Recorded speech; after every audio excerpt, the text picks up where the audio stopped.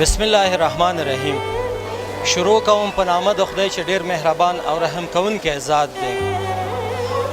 قدرمنو لیدونکو د شرق رادیو تلویزیون درنو مینوالو په سلامونو او نیکو هیلو مو هرکلی کوم.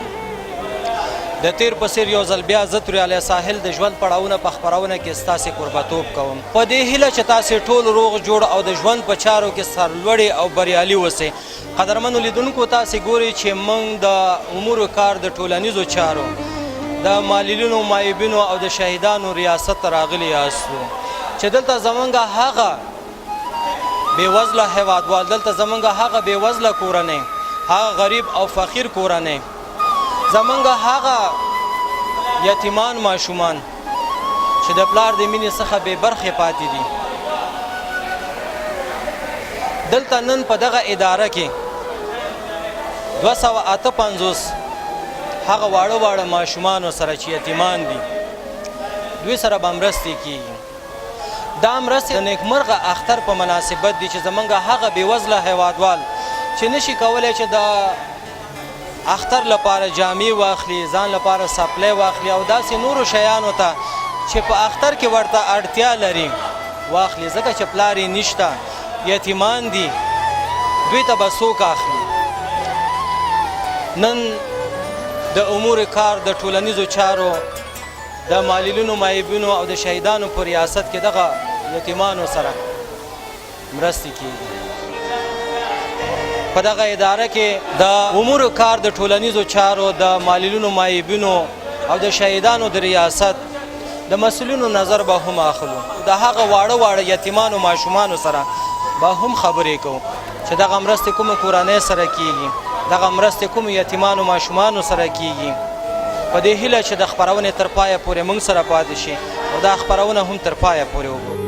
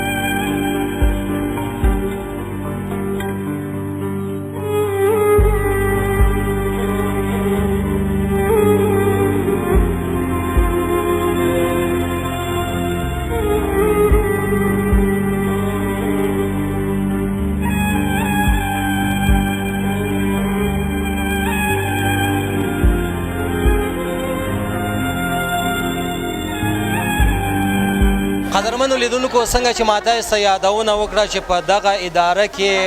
258 هغه یتیمانو ماشومانو سره د اختر په مناسبت مرستې ترسره کېږي. دلته زما تر څنګ یو ورکوټی ورور یو ګلالی ماشوم ولاړ دی د دې نظر به هم اخلو دې سره خبرې کوو چې نن دغې سره د دې ادارې لخوا مرستې وشوې چې څه ویل غواړې ستړی خیر نوم دې چی دی؟ نوم مې ننګیالی دی د ګلاب خان صاحب. ننګیالی جان ډېر ښکلی نوم دی وروره. مکتب وایې بچې؟ او مکتب وایم. پلار دې شته بچې؟ نه پلار مې نشته شهید شوی دی. یتیم یاستې؟ او دا هم راته ووایه بچې چې پلار دې څومره وخت کېږي چې شهید شوی؟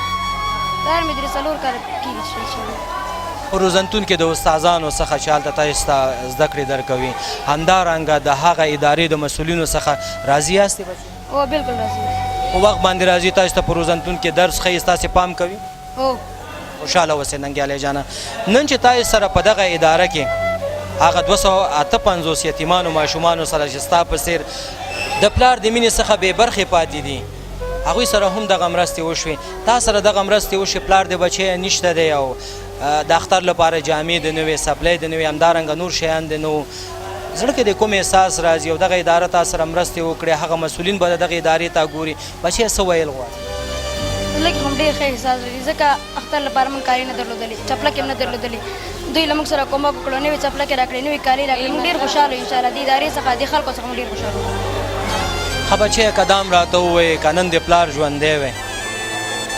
او دغه هر څه به یې درته اخیستی او ته به یې بازار ته بوتلې ستا په خوښه به یې تا ته هر څه اخیسته نن د پلار نشته او شهید دی په زړه کې د کوم احساس راځي په زړه کې خو په دې باره کې ډېر بد احساس راځي ځکه که چېرته هم پلار وی موږ وتلي یو بازار ته هغه ځای کې هم په خپله خوښه چې څه هم په کار و هغه هم اخیستل خیر اوس چې پلار نشته دی بس الله تعالی رانه اخیستی دی دلته اوس خلک را سره کومک وکړو خلکو را سره کومک وکړو د خپل شیان راته اخیستي څه چې په کار وخت ته هغې راته اخیستي دي چپلکې دي که کالي دي که نور شیان دي هغې راته اخیستي که د دغې ادارې د مسؤلینو څخه راضي یاست ډېر بلکل راځي بچی نور ورونه دې هم شته دی او که نه یوازې ته څو خویندې یاستې څو ورونه یاستې د کورنۍ کوم بل سرپرست مو شته نشته ورونه خو تقریبا درې ورونه یو او دوه خویندې او ورونه دې واړه دي غټ یو غټ دی دوه واړه دي که د کورنۍ سرپرست مو شته بس کورنۍ سرپرست خو دومره څوک نشته دی دا مخکې د خو پلار او خدای دې وبخي او خدای دې ورته جنتونه په نصیب کړي اوس د کورنۍ سرپرست تاسې نه لرئ او نه لرو یو ماما هم دی هغه هم دومره هغه نه دی لږ خوشحاله اوسئ مننه خیر زه د دې خاورې بچی یما یتیم قدرمنو لیدونکو د ژوند پړاوونه د خپرونې مینوالو د دغه ننګیالی جان خبرې تاسې واورېدې نورو هغه واړه یتیمانو ماشومانو سره به هم خبرې کوو چې تاسې ګورئ چې دغه واړه یتیمان ماشومان څومره خوشحال دي چې دوی ته د اختر لپاره سپلی واخیستل شوې جامې واخیستل شوې همدارنګه هغه نور شیان چې یو پلار به خپل زوی ته اخیسته نن دغه ادارې دغه واړه ماشومانو ته واخیسته د دې نورو ماشومانو نظر به هم اخلو موږ سره پاتې شي یما یتیم خپې لیونی یما یتیم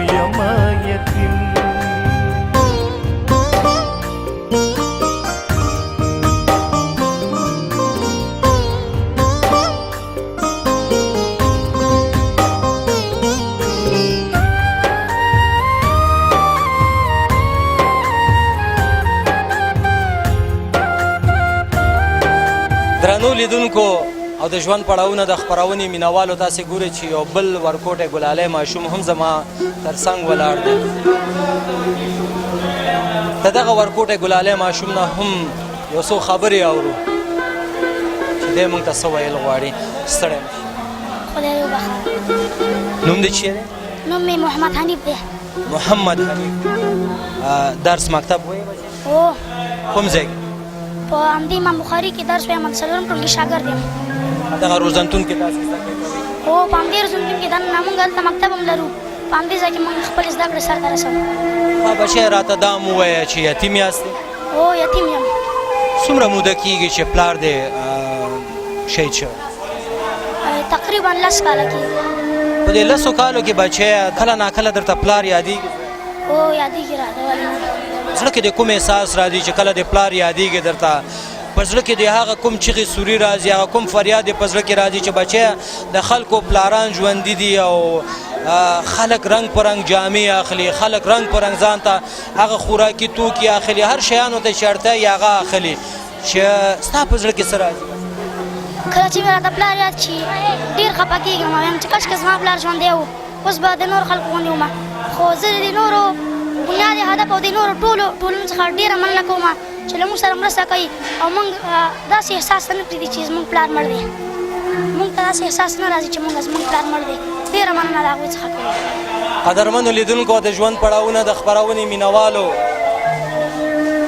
په دوه ټکو باندې د دغه ګلالی ماشوم په سترګو کې اوښکې راغلې چې کاش زما پلار ژوندی وی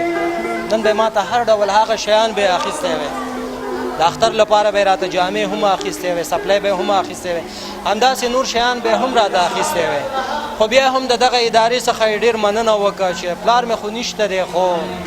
زه د دغه ادارې نه مننه کوم چې ما ته هغه شیان واخیسته سپلی جامې او هغه نور شیان چې زه ورته په اختر کې اړتیا لرم هغه یې راته واخیسته خیر دی دا به د الله تعالی یو امتحان وي محمد حنیف وروره پوه شي نو زړه مو ورکوټی کوه انشاءالله چې زموږ په دې هیواد کې ډېر زړه سوان خلک شته دی چې ستا لاسنیوی به کوي تا ته به د پلار کمښت نه محسوسوي نور راته دا ووایه چې هلته په روزنتون کې د استادانو څخه راضي یاستئ ډېر راضي یو ښه درس ورکوي ښه استادان لرو موږ خدای دې پاک دې همداسې نور استادان هم راته په نورو پړاوونو کې هم راولي د روزنتون نه تاسې څه وخت ځئ کور ته لکه هفته په هفته ځئ میاشت په میاشت ځئ هره ورځ ځئ مونږ د روزنتون نه هفته په هفته ځو کله چې د پنجشنبې ورځ شي کله چې مکتب خلاص شي بیا مونږ ته دلته اجازه راکوي بیا مونږ کولی شو کور ته لاړ شو ښه بچیه کور ته چې کله ځې پلار خو دې نشته دی وفات شوی شهید شوی مور څومره خدمت کوي او که نه کوي د هغه نورو واړه ورونو چې تا نه واړه دي د هغوی عزت کوي او که نه کوي د مشرانو عزت کوي دا هم د مور خو ډېر عزت کوو یوازې مور کور کې لرو او دوه مې مانه غټ ورونه دي یو مانه چې لږ غټ دی هغه مکتب کوي او بل مشر چې دی هغه کار کوي هلته ښار کې کار کوي او هغه ورور مې مکتب نه وایي او بل چې دی هغه هلته مکتب وایي مانه چې لږ مشر دی او زه د مور ډېر احترام کوم یو وړه خور مې د ما څخه ده هغه هم مکتب وایي او انشاءالله چې په راتلونکي به د هېواد لپاره یو ښه خدمت مزګر وګرځي خدمت مزدر به وګرځي خوشحاله اوسئ څه غواړئ چې په راتلونکي کې داسې څه تانه جوړ شي چې ته د هېواد ته خدمت انشاءالله زه خو په خپل زړه کې دا هیله لرم چې زه به انشاءالله ځان څخه ډاکټر جوړوم خدای دې دغه هیلې پوره کړه خوشحاله امین قدرمنو لیدونکو د محمد حنیف دا کوچنی ګلالی ماشوم خبرې تاسې واورېدې د دې ادارې د نورو مسؤلینو سره به هم خبرې کوو په دې هیله چې موږ سره پاتې شي او دا خپرونه هم تر پایه پورې وګورو کله مور مې شي ناروغه وړه خور مې شي ناروغه طبیبانو وس مې نه وي وایم څنګه به شي روغه خدایه خیر راته راپېښ کړي خدایه خیر راته راپېښ کړي خدایه خیر راته راپېښ کړي زه د دوی په سر ژوندی یما یتیم یما یتیم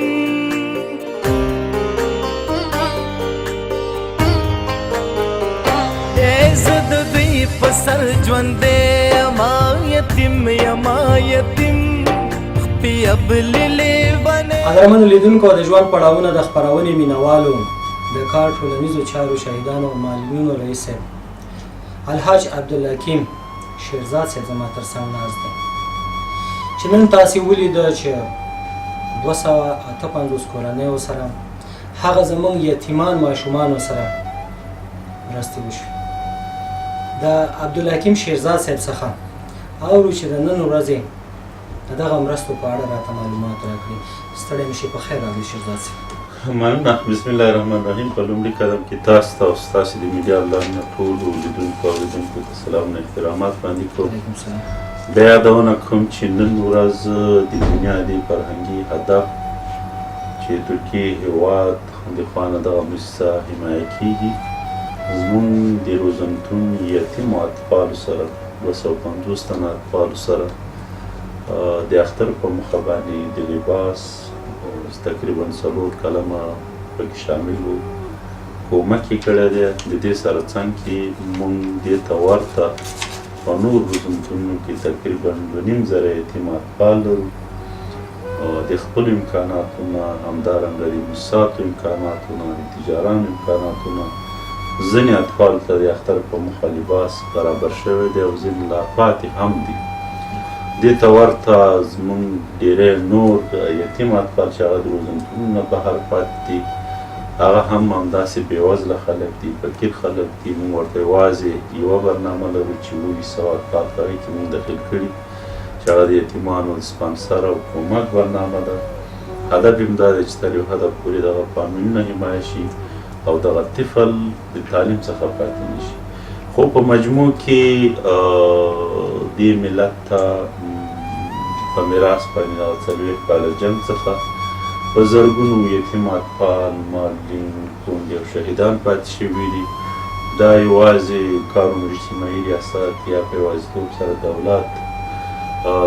یا دې سره یو همکار NGO نشي کولی چې د دوی د ژوند هغه اولیا ضرورتونه هم مرفوع دي. په کار دا ده زه په ټول ملت باندې غږ کوم چې ټول بډایه شتمن کسان خیریه موسسات زموږ سره د ادارې سره اوږه په اوږه د دغه اطفالو کونډو معلولینو او بېوزله خلکو په حمایه او لاسنیوي کې زموږ سره همکار شي تر څو موږ وکولی شو حد اقل هغه د ژوند ابتدایي ضرورتونه تر یو حده پورې دوی ته مرکوب کړو او برابرې کړو. 1.5 زرونه زیات فامیل ته موږ کومکونه توزیع کړي دي خو د غربت کچه د شهیدانو ورثو تعداد دا په ډېر لوړ لیول باندې دی. کار بیا هم زه یادونه کوم په کار دا ده چې د یو احساس له مخې موږ په ګاونډ کې ماحول کې د دغه خلکو د خپلې وسې توان لاسنیوی وکړو هم د خدای جلاله رضا ترلاسه کړو او هم د دوی زندگی ته یو هدف پورې مسؤل. خوشحاله اوسئ. مننه شیرزاد صاحب. محترم شیرزاد صاحب که دا هم تاسې راته ووایي چې د تېر کال په پرتله څه کالې د شهیدانو د هغه ورثو په تعداد کې هغه زموږ شهیدانو ورونو په تعداد کې زیاتوالی راغلی او کموالی راغلی؟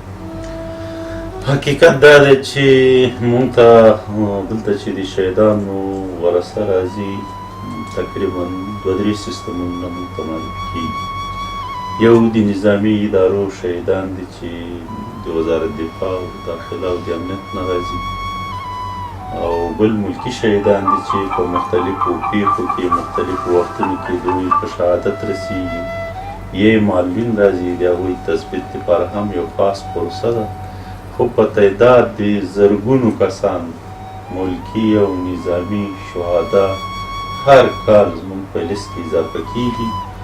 او د دې ادارې او دولت په غاړه ورپرېوځي. ډېره لویه بدبختي ده، لوی جنګ دی. په کار دا ده چې ټول ملت په ښکېلو اړخونو باندې غږ وکړي چې دغه جنګ یوازینی حاصل چې دی هغه فقر دی، هغه وینې تویېدل دي، هغه هره ورځ شهادت دی، هره ورځ معلول پاتې کېدل دي، هره ورځ د یتیم پاتې کېدل دي. بله هېڅ څه دلته موږ د محصول په شکل د دې جنګ نه دي لیدلي.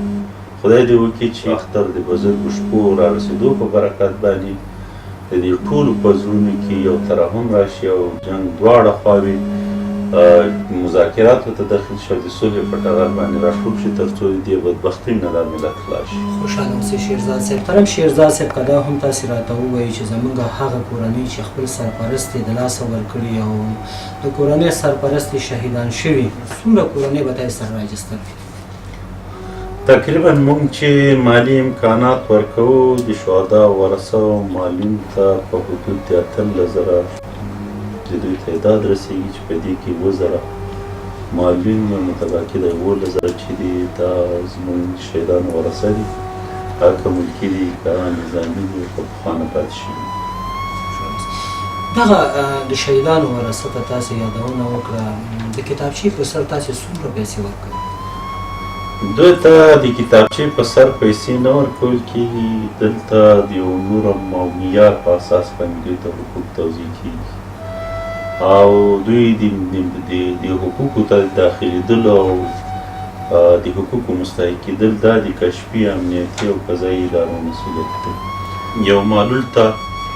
چې د صحي کمیسیون نه پاس کېږي، کشفي او امنیتي ادارو نه خلاصېږي،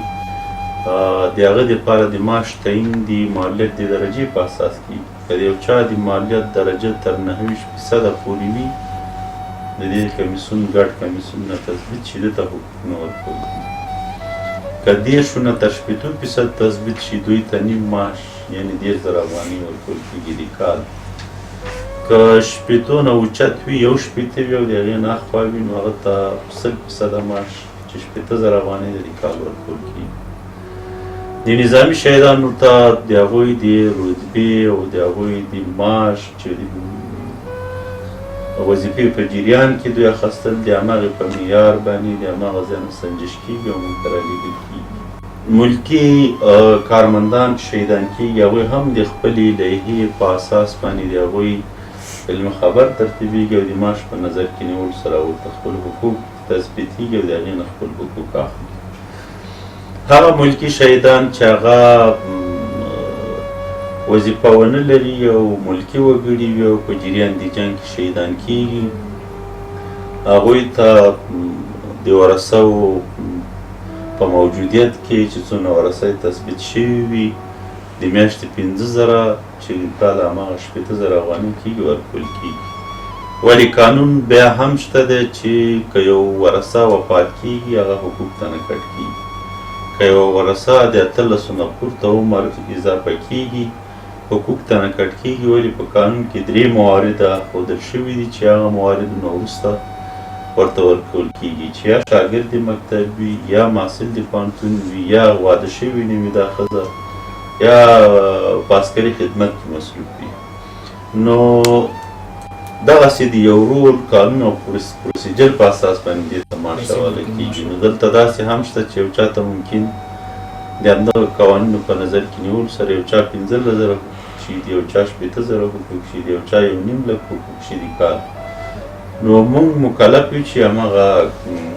کوم رول چې دوی ته کېښودل شوی کوم قانون چې دوی ته کېښودل شوی د هغې په اساس دوی ته موږ حقوق اجرا خوشحاله اوسئ مننه شیرزاد صاحب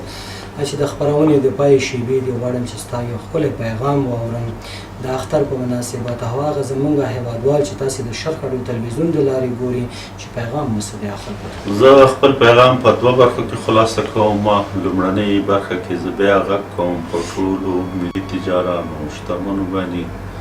همدارنګه د دغه اطفالو چې شهیدانو ورثه دي د دوی په خواخوږو باندې غږ کوم چې د دوی په تعلیم د دوی په مسؤلیت کې ټول سره ګډ همکاري ولرو لاس په لاس باندې کار وکړو موږ وکولی شو چې دغه لویه کتله که هغه معلم دي که هغه شهیدان ورثه دي که هغه اطفال دي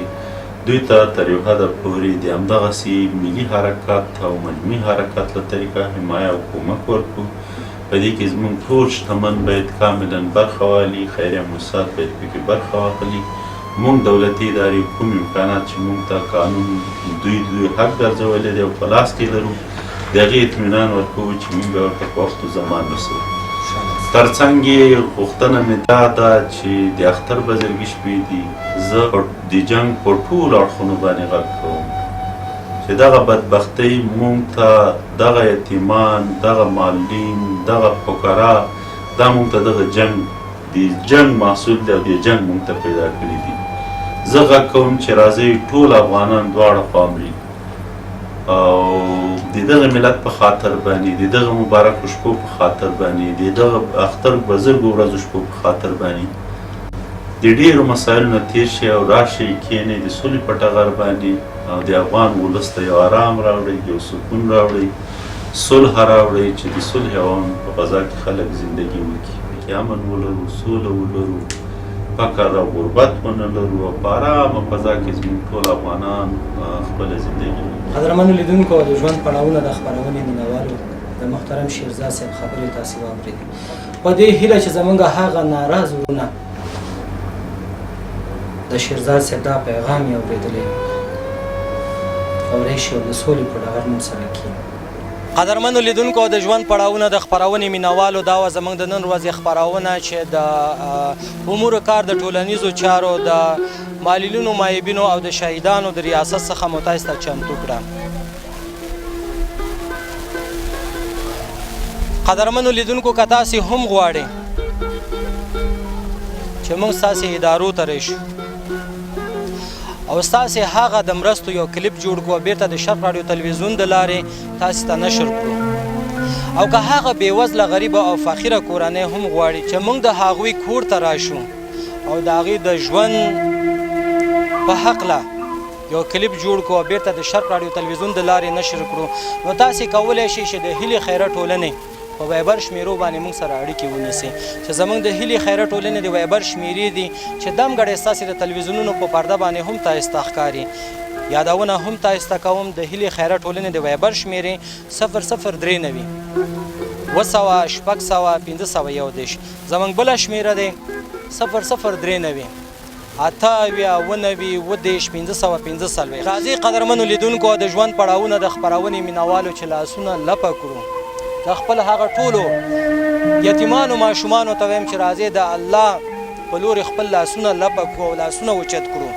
ټولو ماشومانو نه هیله کوم چې خپل لاسونه لپه کړي او الله ته دعا وکړي چې یا خدایه زمونږ په دې ګران هیواد افغانستان کې یو تلپاتې سوله راولي. نور مونږ سره دا وس نشته دی چې داسې واړه واړه او ګلالي ګلالي ماشومان یتیمان شي او در په در وګرځي، د دې کورنۍ در په در وګرځي. قدرمنو لیدونکو، دا چې د خپرونې د پای شیبې دي د تیر په څیر یو ځل بیا تاسو ته یو 4 بیته وایم. په دغه 4 بیتو کې یو ډېر لوی پیغام پروت دی. وایي چې ښکاري په سترګو ړوند شي چې غلط درنه نشان شي، نور ختم دی بری شي. دښمن د انسانیت چې خوشحاله انسانان شي، نور ختم دی بری شي. دې دلته کې سلګۍ وهي بچي پاتی کیږي، جنګونه دی او ته بې رحمه نشانزه نشنه کوتیان درنه ډارېږي او جنګونه دی او ته. قدرمنو لیدونکو، دغه واړه واړه ګلالي ګلالي ماشومانو ته وګورئ، د هغه هیوادوالو بچي دي چې نن یتیمان شوي دي. کورنۍ سرپرست خو یې لاړه، خو دا ماشومان در په در او خبرې په سر ګرځي. دا وه زموږ د نن ورځې خپرونه چې ستاسې درانه حضور ته مې وړاندې کړه. تر بلې خپرونې چې زه دورې علی ساحل او ما سره د کمرې په برخه کې ساحل شاداب بیا په یو داسې اداره کې یو بیا د یو بېوزله کورنۍ سره ستاسې په درانه چوپړ کې حاضرېږو. تاسې په لوی او بخونکي رب سپارم، د یو تلپاتې او سوکاله افغانستان په هیله. لوی الله مو مل شه.